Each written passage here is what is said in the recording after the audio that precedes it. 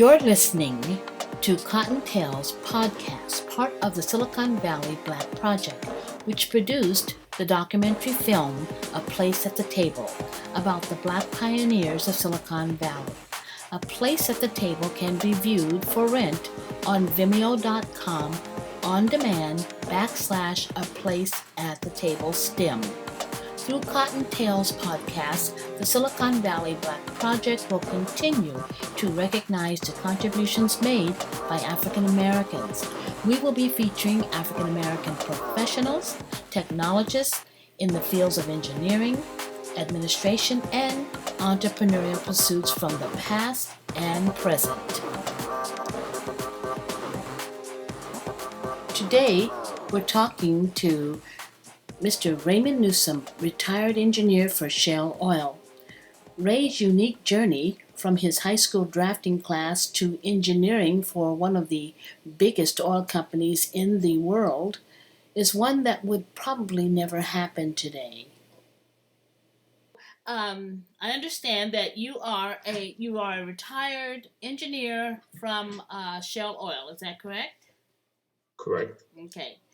So tell me tell me about your family history. Who are you and where'd you come from? Okay, my name is Raymond Newsome.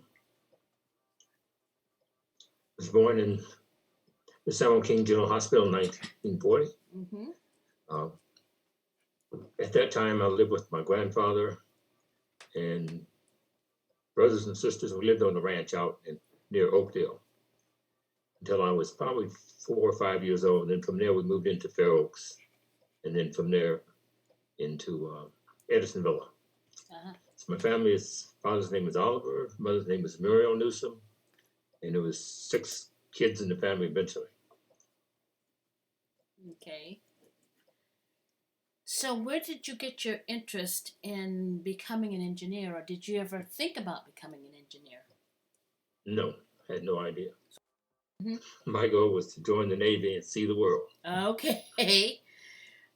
Did you have an interest in math or school or anything like that?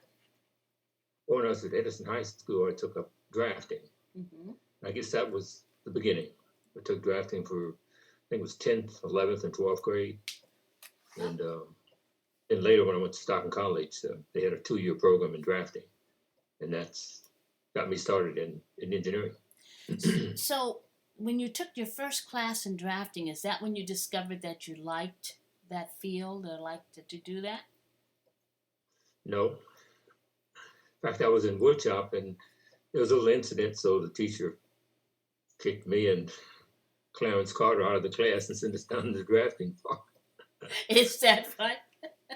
Yes, so I went to the drafting department, everybody's quiet and sitting at the drafting boards drawing whatever, and I'm saying, what's this? So the teacher gave me a book, sent me in the back of the room, and I started drawing. It wasn't something that I thought about. But I said, hey, I'm in the class, I got to do what I got to do, right? Mm-hmm. And then later I found out that John Henry Lewis had taken up drafting. And he was at Stockton College, and that started curiosity. Wow, John Henry. So what did John Henry end up doing? Was he working as a draftsman? Well, John Henry, when he graduated from, I think, Stockton College, he started his own business. And he was preparing plans for building homes. Oh. And was making pretty good money on it. I hadn't thought about drawing plans for homes, but that was, Right. kind of an incentive. So was John Henry considered an architect or just a draftsman? Draftsman. Okay. But he used his skills as an architect. Yes. Okay. Yeah, most architects, they don't draw, they have draftsmen that do the drawing for them. That's They true. come up with the ideas and what have you. That's true. And back in the day, you really didn't need to be a degreed person to do some of those jobs like architecture. Correct. So you got into class, got interested in it, and what made you go on for another 2 years after that first class? Well, I heard that Aerojet in Sacramento, they were hiring draftsmen. So that was an incentive. I said, wow. In fact, after the first year, Aerojet had a representative that came into the office And he stated that he would hire everybody in the drafting department. We said, wait a minute, we have another year to go. So obviously no one left. Yeah. And I said, wow, Mm-hmm. Aerojet. Did you know Yeah, what it when was? I finished Stockton College, I actually looked for a job in Stockton. I went to the health department, went to radiation laboratory in Livermore, Mm-hmm. Supermold in Lodi, but they wouldn't hire me. And then I thought about Aerojet. Bingo. They had contracts with the Navy, working on nuclear submarines, torpedo systems, and got hired. They were hiring anybody they get their hands on by that time, I'm sure. Yeah, there was about 400 of us in the department. What was the work like? We were drawing small component parts of the Polaris missile. You couldn't relate that to the missile itself. I mean, it was huge, the missile, and the parts were just unbelievable. So we had just a very small part of it. So you really didn't, I don't know, I didn't feel like I was actually designing anything for a missile because it was just small little drawings. But you put them all together and you had a missile.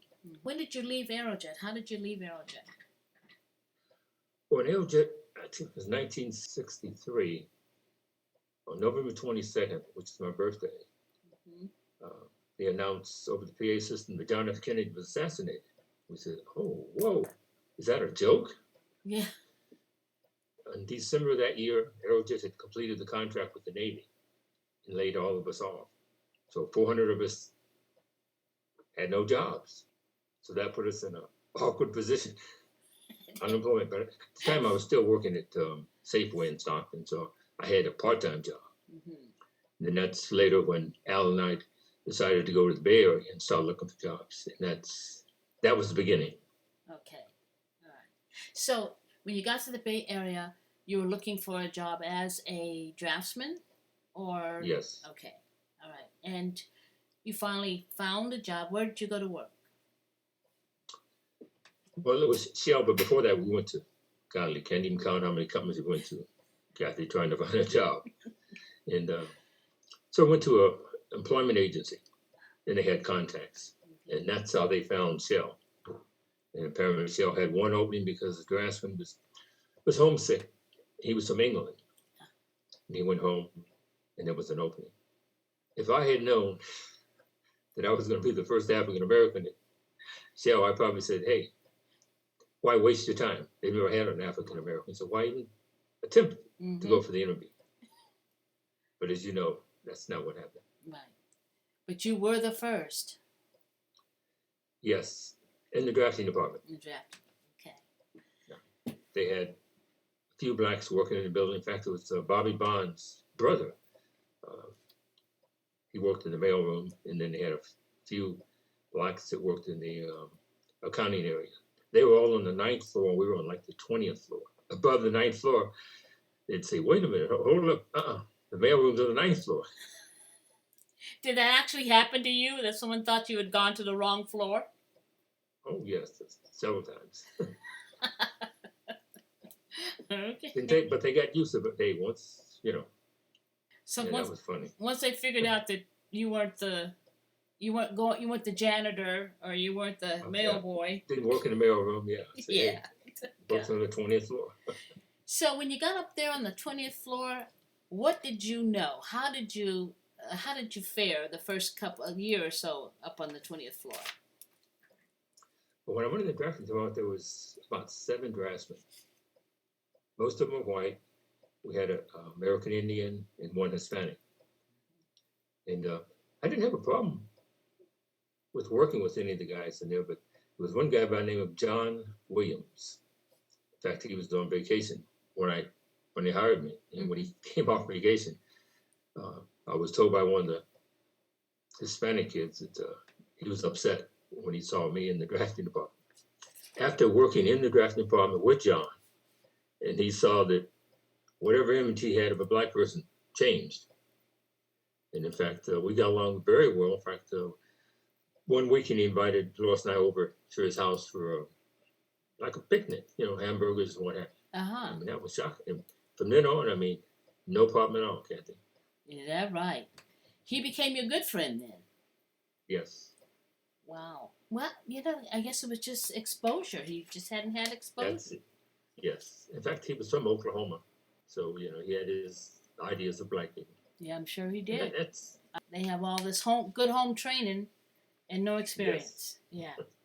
Were you taking classes all along there at Shell, or what were some of the career progressions? How did you get through Shell? Okay, in the drafting department, I started as a draftsman. Mm-hmm. After 2 years, I was promoted to assistant drafting supervisor. Mm-hmm. And I was looking at the other draftsmen's plans. The way it operated, Kathy, is the districts in California would send drawings into San Francisco. We'd take those drawings and prepare what we call construction packages that we'd send out to get prices to build service stations. So I was checking those to see that all the plans were complete. Mm-hmm. I did that for about 2.5 years. And after that, they transferred me over into the purchasing department for 1 year. Now you say, what's that all about? Mm-hmm. They come up with a new program that it would take you out of the drafting department and you'd be promoted into one of the retail districts as a C&M supervisor, which is construction maintenance supervisor. But what I didn't know at the time is that there were 24 districts in California, which meant 24 district managers. Oh. At the time, there was no district manager that would accept a black engineer. So they sent me over to the purchasing department for one year. I didn't know why, but that was a good experience. Understanding how you buy equipment, how they ship it. I mean, it was a great job. Yeah. Then after those, I think it was 9 months, I was there, and I was called up to the district manager's office. Well, actually, the retail engineering manager. And he says, we're transferring you to Oakland. I says, Oakland? Now, Oakland was, district manager was an old, kind of a cranky white guy. Mm. But apparently his engineer was Indonesian. And apparently he talked to his engineer and says, hey, do you have a problem with an African American? George said, no.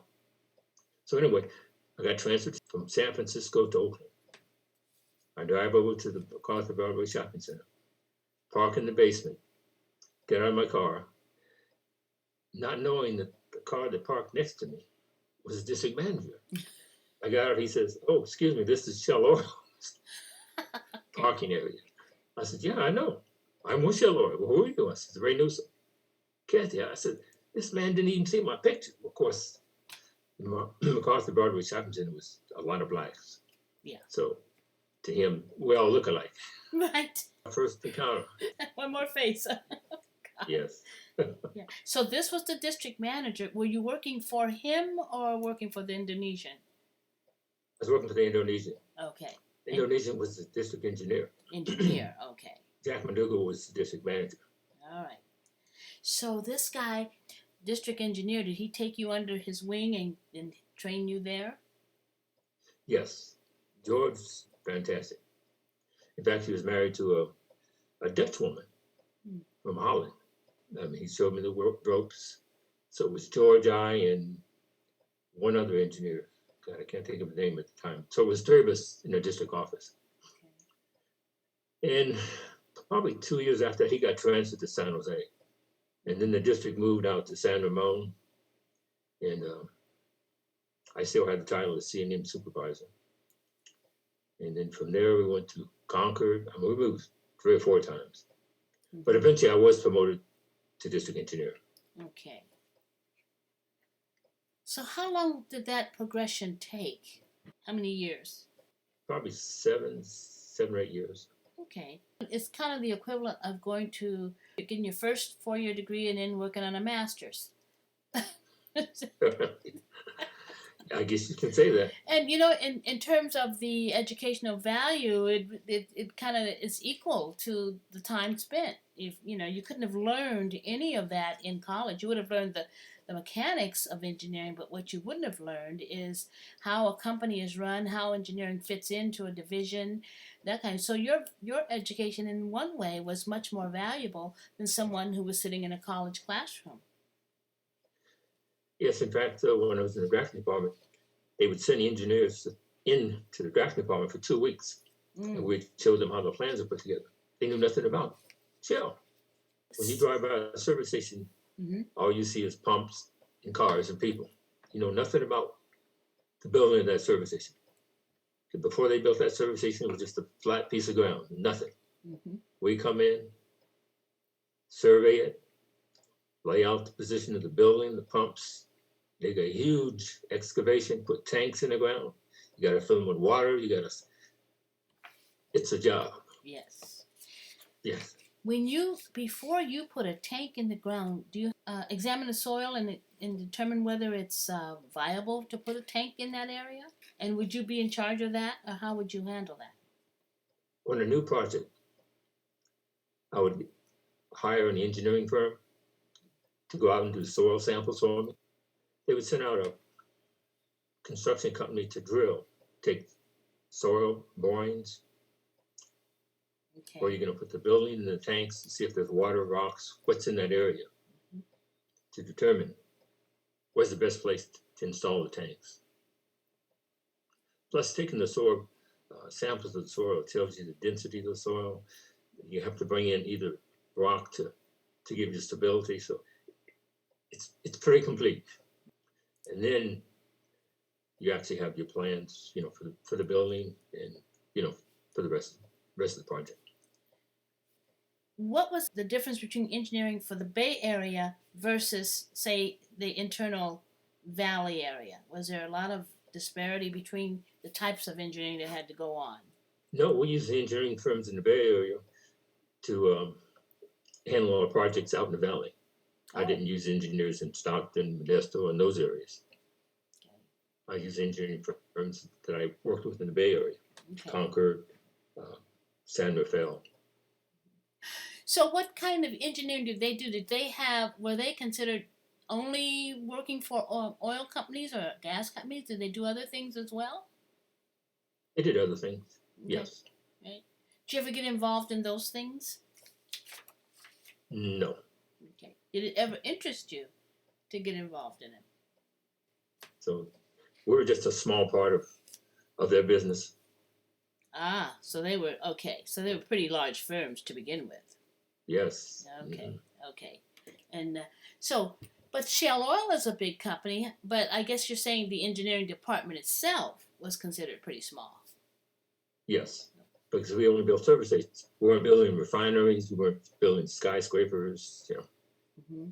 just gas stations. So how long did you stay with Shell Oil? 38 years. Don't remember how many days.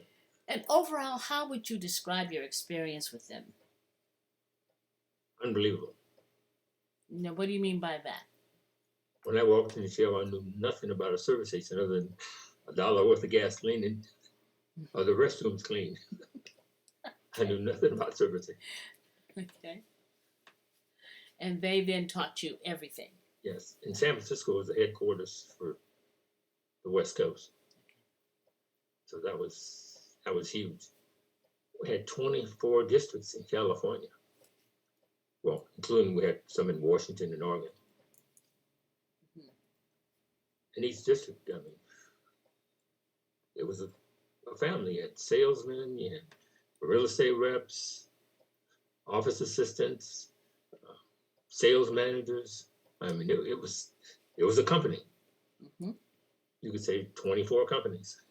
So would you say that you hit Shell Oil at a time when it was growing, or would you say that's just how their business ran? That's probably another reason that I probably got hired.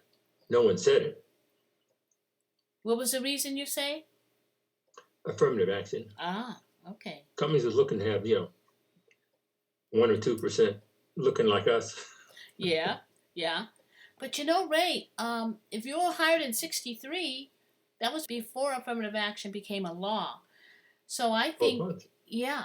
So I would suspect Shell responding to the law before it was passed. That's my suggestion. I don't know, but I was in the district for 10 years before they hired another black engineer, and he was in Southern California. Well, you were there too for you were black, and you were there. You were educated. Engineer. So they had 2 for 1. Okay. But in the entire United States, they only had 4 black engineers. In shale oil? Now we had one guy in Los Angeles. I can't think of his name right now. So it might have been 6, but he left. Yeah. So when you guys filed the suit, it was just 4 of you that filed a suit against Shell Oil then? No, Oh, 10. 10. Well, still, that's not a whole lot considering how many people they. And only one showed up. Who was that? You? No, excuse me. No, at the press conference, only 2 of us showed up. Oh my goodness. Who was that? You and who else?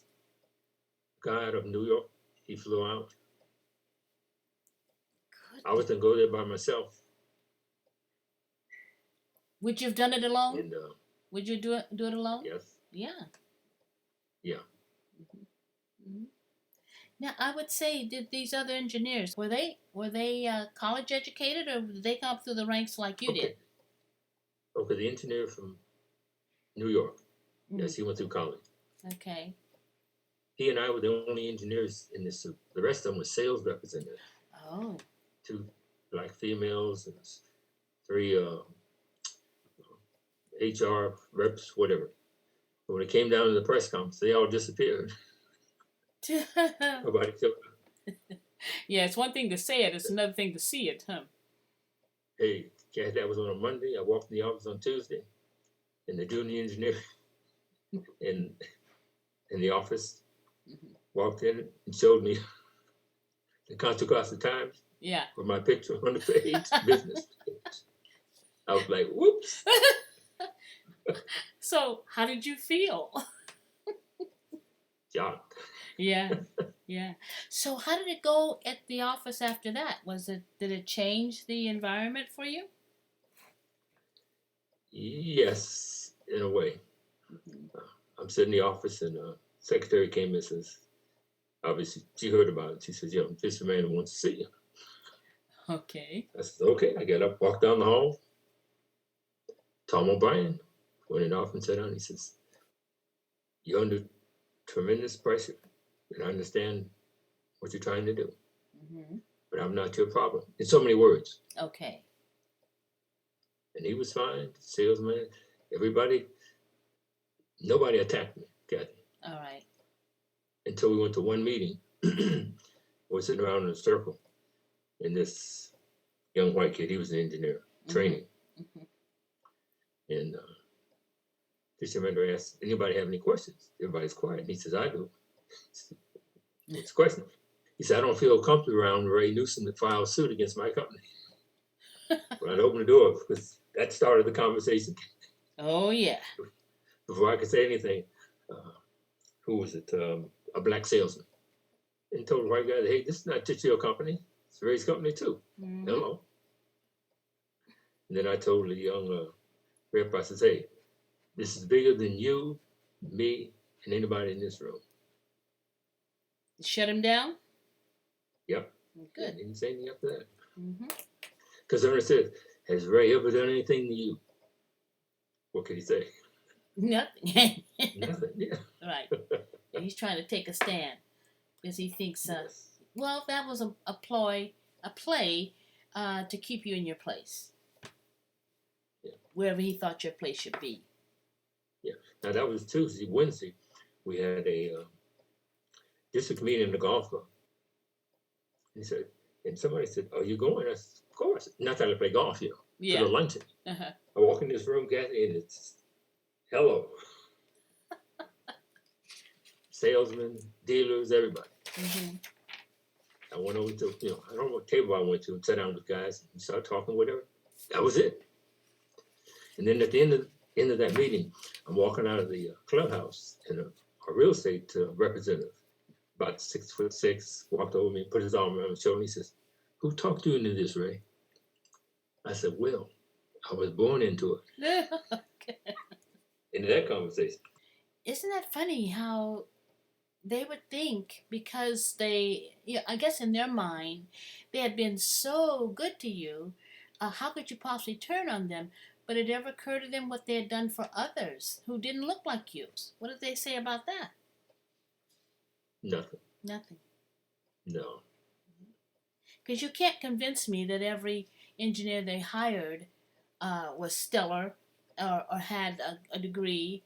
They came in just like you came in as a draftsman and built a career. And You're right. I found, yeah, in Southern California, I met a lot of guys, white guys that didn't have a degree, yeah. that were engineers. I said, Mhm. oh, okay. In fact, my experience was if you went to a tech school, you could be called an engineer. You didn't have to have a 4-year degree to be an engineer back in the 60s and 50s.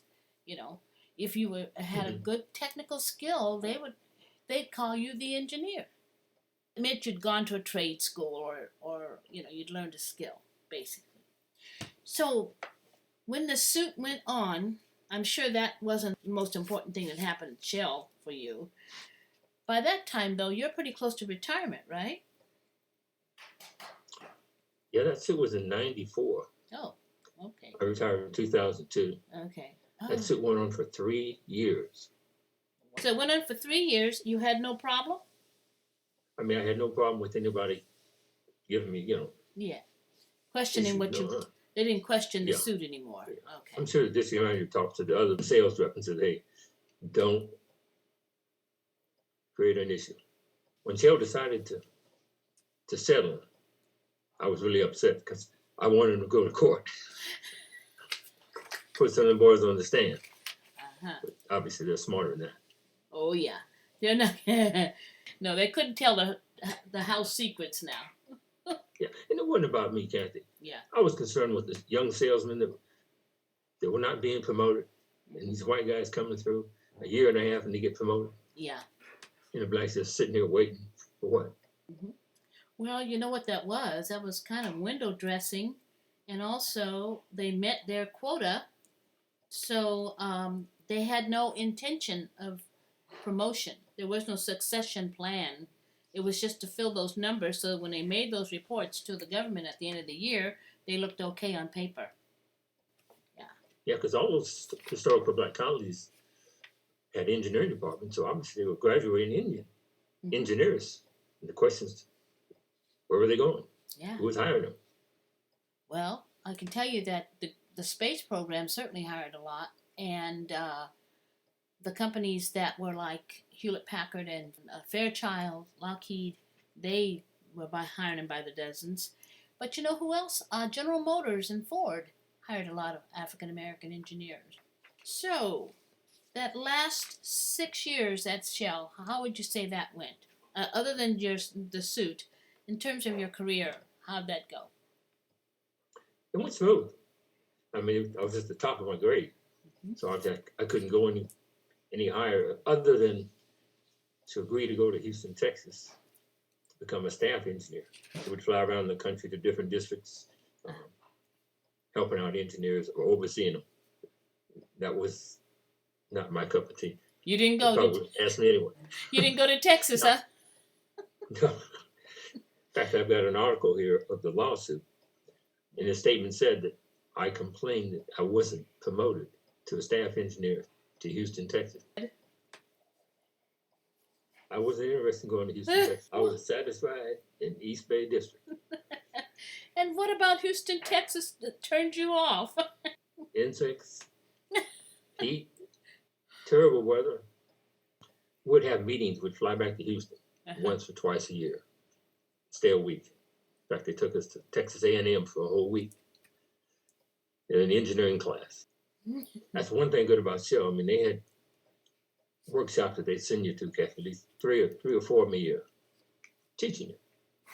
Almost like going to university. Yeah, it is. I mean, the first one we had in Houston, flew in and rented a car, and drove, I don't know, 40 miles out to this golf course where we were staying. We were getting ready to check in, and somebody hollered and said, "You can't go in there." And I'm telling them, "What do you mean I can't go in there?" All the groundskeepers were black in Texas, and I was black. So here I'm walking up into this area that I guess they don't go, the workers don't go into. I was walking with, I guess, the engineer from Seattle. He says, "Oh no, he's with us. He's an engineer." So was this a black person telling you this? Mm-hmm. I thought Yes. He don't want me to get in trouble. Oh, he was trying to protect you. That's off limits over there. You go in there, you won't have a job. My gosh. Well, looking back, if you could look back now and talk to the young Ray Newsome starting at Shell, what would you tell him? Tell myself when I was 16 or 17. No, when you first started at Shell. And the question is? What would you say to yourself? That's a good question. Yeah, I know. Yeah. I would probably say, listen, learn everything you can of what they're doing, and try to do it better than they do it. That would be my advice. I made checklists to be sure that when I completed the project that everything was complete, not to go by memory. Use a checklist. Like a pilot, when he gets in the plane, he's got a checklist. He don't try to remember all that crap. Right. Flying a 47, he's got a checklist. Goes through that checklist. Do you use that in your own personal life, the checklist? Yes. That sounds about right for you. So now you wanted to save this recording for your grandkids. What would you tell them about Ray Newsome from 16 to now? Whoa, that's a tough one. Right now, we feel like we're not ancient, but the world's moving so fast with cyberspace, with all electronics, the music. It would be very difficult to refer to what I went through. It's going to help them in this new technical world. It's moving too fast, too fast. I'd have to stop and think a lot, Kathy. Yeah. What advice would I give other than try to be tops in whatever you do? But with all this technology, it'd be tough. Do you think the technology levels the field, or does it make it more difficult to succeed? Well, let me say it this way. I say the technology is controlling the individual. Back in our days, we control what went on. But with this technology, you're not in control. Okay. You're not in control. You're not in control of the outcome, or you're not in control of the process all around? All around. Okay. Yeah. What I find, though, with young blacks in particular, is that they have taken this technology and taken it to a new level, and they're amazing in how they're using it and how they're accomplishing stuff. So I think our young people could teach us a thing or two when it comes to this technology. Thank you, Raymond Newsome, for sharing your life with us. Unlike many young men today, you were able to find your life work by applying yourself through the programs and training that Shell Oil provided. At Shell Oil, you found mentors along the way that acknowledge your aptitude for the work and encourage you to remain with the company. Thank you for disclosing a life of hard work and accomplishment, Mr. Newsome, and thank you for listening.